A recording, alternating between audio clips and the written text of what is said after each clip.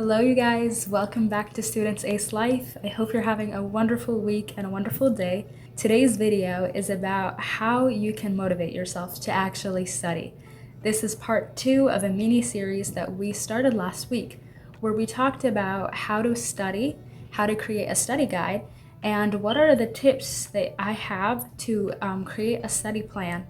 This video, the second part of it, is about how to motivate yourself to actually study. A lot of people know how to study, they just don't know how to get themselves to study. And it's something that's a struggle for a lot of students, and this is what we'll be addressing today in this guide. So I hope you enjoy it, and if you do, please like, subscribe, and comment down below. The first tip before we can begin talking about motivation is to eliminate distractions. You have to start by being completely focused in order to get yourself motivated to do the work. So what does it mean to eliminate distractions? It means to get rid of the things that interrupt your thinking patterns, that interrupt your focus. And if everybody has something different that tends to disturb them, for instance, somebody might not be distracted by their phone, other people might be distracted by other noises around them, like people talking. Everybody has something that distracts them that's different than another person. So you have to figure out what distracts you and eliminate that.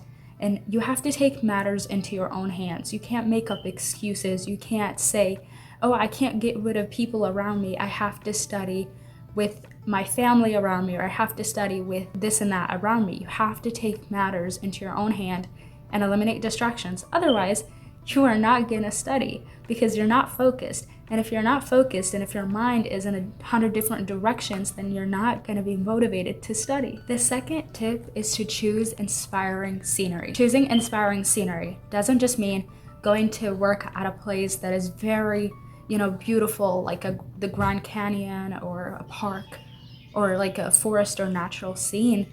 It just means to get out of your typical environment, a place that can actually inspire you to do work.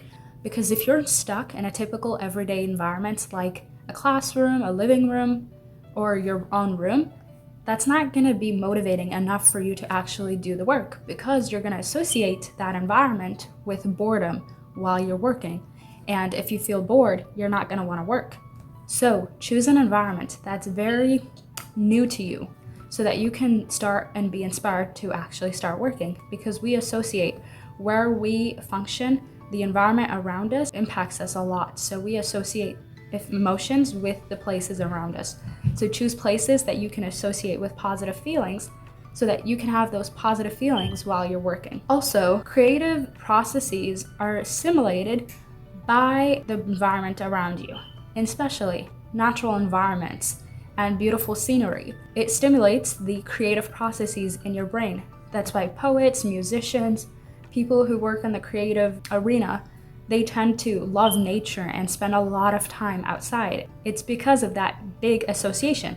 And you can take advantage of that and capitalize on that as a student by knowing the part of the brain that does the creative processes loves and feeds off of the environment around you.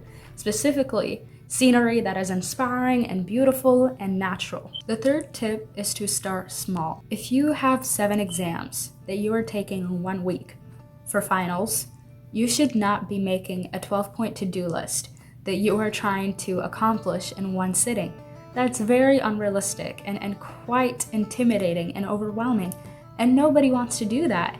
Nobody is gonna wanna sit there for like 3-4 hours and try to finish off that to-do list. So you should start small. You should write one thing, one little thing that's somewhat difficult but very doable. Something that you can start off of and build your way. Because when you can accomplish this thing, you get a confidence boost. And that confidence boost is gonna push you to do another task and another task. So you should start small and build your way instead of intimidating yourself and scaring yourself. The fourth tip is to make studying fun. The question is, how do you make something so horrendous that a lot of people despise fun? And what people fail to consider when they ask a question like that is what makes things fun for us. And the things that makes things fun are usually tastes, like senses, like tasting things, smelling things, seeing things, talking to people, like sound, That makes us enjoy the actions that we're doing. So how do you apply that to studying? That's when you should try methods like going out with friends and studying at a local cafe, having a study partner, hosting study with me parties with your favorite social media influencer, or hosting a study party with your friend. That's a very realistic and quite real thing that a lot of people do to get themselves motivated. You can do something so classic and simple as drinking your favorite beverage or eating your favorite snack while you're studying. Things like that are so small and yet so beneficial and useful, and that really work. The fifth tip is to use the brain's reward system to your advantage.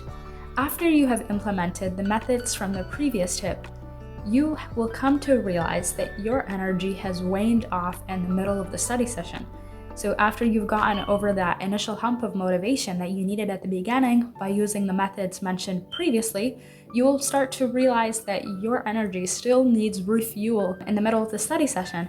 And that's when I introduce you to taking frequent breaks. It's a very overlooked concept, but it seriously works, because what happens when you take breaks is that your mind starts to shut off from the studying and then go think about something else.